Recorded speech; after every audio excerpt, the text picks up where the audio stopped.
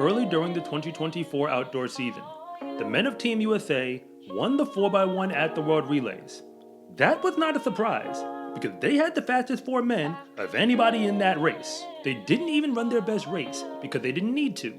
That race was just a formal warm-up for the Olympics in Paris. And even still, the time they ran all the way back in May would have been good enough to win the world. But by now, you know exactly what happened when they got over to Paris. I released a video immediately after watching whatever that race was supposed to be. And if you got a chance to watch it, then you would know that I was visibly upset. And I stand by my claim that that was perhaps one of the most embarrassing performances that we've ever seen on the Olympic stage. The reason why I say it is because we knew that it was likely going to happen. I even put out a video before the race where I predicted it was probably going to go left anyway. Remember, America always has some of the world's fastest men to put on their relay. And the year 2004 is still the last time they have a standing medal on the books from the Olympics, and that one wasn't even a gold one. And from then until now, they have failed to get the stick around competently 9 times. That's literally 50% of all the world level relays they've ever run. But I also understand that it's really not fair for me to keep bashing the men of Team USA in the relay. First off, I really don't blame the athletes, because the system that they're in was not their creation. When you failed that many times across 2 decades, the people in the uniform have kept changing, so they cannot be the real problem.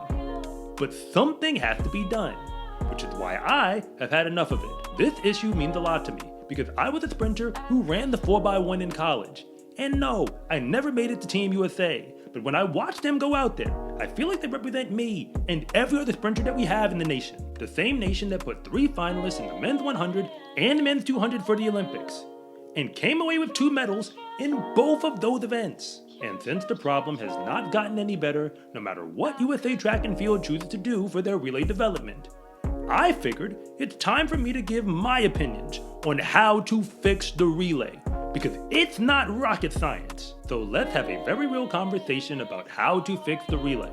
How to get 4 of the world's fastest men wearing red, white, and blue to pass the baton off to each other competently, because technically that's all they really need to do to win gold almost every single time. Because I know I'm not the only one who's tired of watching this movie. They've already messed this up 9 times in the past 2 decades, and next year I don't want to be watching Fast and Furious 10. Before I go any further, I do need to define my terms. When I say fix the relay, I'm specifically talking about the men's relay, because the women have done a pretty good job of running faster than the rest of the world while the men keep messing it up. And when I say fix, I mean put America in the best possible position to come away with the gold every single time. For my first proposal, I'm just going to cheat off of the rest of the world for a moment. Simply pick Team USA's relay before the Olympic year starts. I know that sounds crazy, but it just might work. Canada just won the Olympic gold medal, but that is not the first in their collection. They also won the World Championship in 2022. And the men who were on that relay back then are the same ones they ran in 2024. In fact, 3 of the 4 men who just won the Olympic gold this year were also on their relay back in 2015. That means they've been running the same men for almost an entire decade. 4 men who likely wouldn't even make Team USA if they went out on talent. I'm not saying that we need to run the same men for an entire decade, but you cannot convince me that we really don't know who the fastest men are in the country the year before the Olympics. I could have told you that Christian Coleman, Fred Kerley, Kenny Bednarek, and Noah Lyles should have been on that relay, and I could have told you that before this year started. Their performances in 2023 made them America's best sprinters already. The only name that I left off is Arian Knighton, who for whatever reason has never been actively in the USA 4x1 pool. The only thing that group needs to do to make sure they're ready to show out in an Olympic or World Championship final is simply run a few races before that event. Great Britain just won the Olympic bronze medal, and one of their sprinters was a college runner this past year. Needless to say, they didn't get to practice with him all that much, but they did get more practice in a meet than America got with the men we put in our final. They were smart enough to know, don't just throw them out there and say, hey, let's see how it goes. I understand that a lot of factors go into who gets to represent Team USA on a relay, But as far as I'm concerned, the only thing that should matter is putting the best possible team out there to give us a chance to come away with the gold. But if you're new here, I want to say thank you for even making it this far into the video. And I'm Coach Rob, the founder of SCARecruiting.com, where I rank the best track and field recruits across the entire nation. And if anything that I say actually connects with you, it is always greatly appreciated if you would please like and subscribe. But if I don't, just let me know in the comment section, because I try to read them all. All the national team needs to commit to is competing in at least 3 development meets before they get to the Worlds or the Olympics. The team they ran at the World Relays is proof, because we didn't even have our fastest 4 men out there. But that group had run multiple relays together. They actually didn't run well. They got disqualified in the first 2. But by the time they got to the World Relays prelims, they figured it out. And in the World Relays final, they beat everybody. And all the other nations were basically running the same men in the same order that they were going to bring to the Olympics, except the Americans. And if you didn't know, our current system simply waits for the Olympic trials or the USA Championships, whatever's happening that year. Whoever qualifies out as the fastest 100-meter runners in those finals, those are the people who get in the pool to be considered for the relay.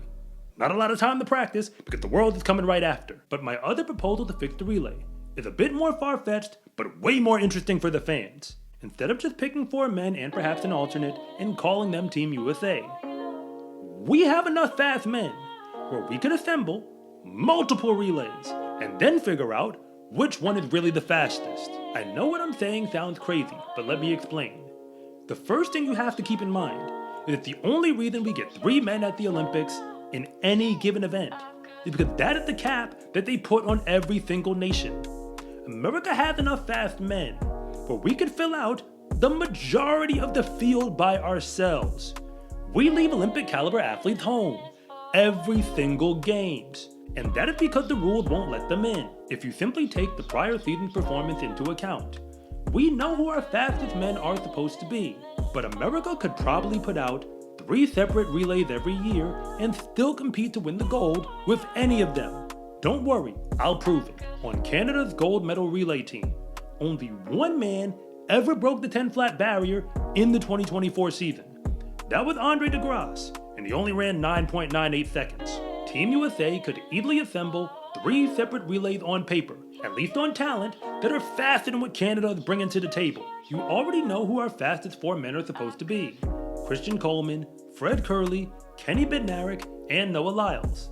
But if we don't worry about alternates for a moment, I'm going to give you another 4.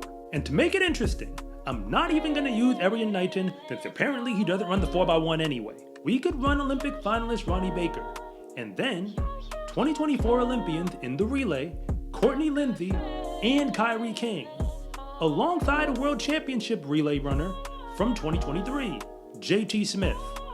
That's 4 men right there. You could even swap one of them out for Brandon Carnes, who ran the 2023 World Final and got gold in the relay. Together, all 4 of them are at least as fast as anything Canada is giving you on paper. But I did tell you we could make 3 relays, so here is my 3rd. I'm gonna give you 4 men who've never represented Team USA up until this point, but they have the talent to represent any other nation in the world for the most part. Brandon Hicklin ran 9.94 seconds earlier this year. He actually ran on a college 4x1 that broke the 38-second barrier, and Kendall Williams has gone as fast as 9.93 seconds. PJ Austin has run 9.89 seconds in the 100, but the 4th man on that relay would technically be the slowest. Josephus Lyles, who is Noah's brother, only ran 10.03 seconds. I said only. With average baton passes, they're still going to be very competitive in the Olympic final, but with good passes, they should be able to win the world and run as fast as maybe 37.29 seconds. Basic math I ran on their hundreds, but hey, you don't gotta believe me. And I gave you all those lineups while still leaving out these 3 men. Trayvon Bromell, World Championship bronze medalist from 2022 in the 100. Marvin Bracy Williams, World Championship silver medalist from 2022 in the 100. And Cravon Charleston, American champion in the 100-meter dash from 2023. Personally, I would love to see a runoff between all 3 of those teams. Penn Relays used to have a USA versus the world format, but they would put multiple USA 4x1s in the heat, USA Blue and USA Red. We can just keep the same energy and throw USA White in the mix. If those squads came into the year knowing they are running together, specifically the two relays that don't have Noah Lyles on it, they're going to take it very seriously, because those men probably aren't going to represent in the Open 100 or the Open 200, but the relay might just be their shot. They would make the four men whom we already know are the fastest individually have to show up and show out just to get on the relay for the Worlds or the Olympics. I know that second idea is probably not going to happen, but I did need to make it clear that America has way too much speed to keep showing up like this. Track and field may not be considered by most people to be a team sport, but unfortunately, the relay actually is. And I think that's what keeps getting Team USA in trouble. You can't just throw four people out there, they have to run like a team. And that's going to take practice. Not just when you're running against nobody, but actually competing in races that matter against other fast teams who could actually beat you. The more you do it, the better you get at it. And if you have more speed than the other men, you're going to start beating them almost every time when Team USA loses the relay.